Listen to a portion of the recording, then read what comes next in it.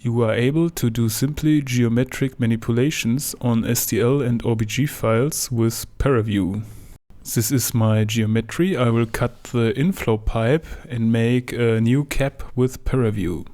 Open up the geometry file by drag and drop, add a slice and move it to the right position. It is important that the cut geometry is a closed geometry, like the circle in the example. Now press Command and Space and type in triangulate. Click on Apply. Press again Command and Space and choose Delaunay 2D. Choose the best fitting plane and click on Apply.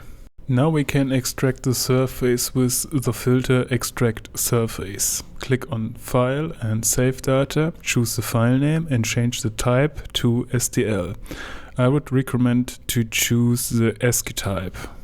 Okay, now we need to cut the pipe. Choose now a clip and move it to the same position like the slice in step 1. Invert the clip if necessary. Apply a Extract Surface filter and click on File and Save Data again.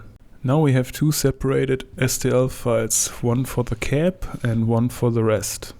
Now I will add them together so we only have one STL file. Go to the folder where you have saved the files, open up a terminal and type in cat to concatenate the files.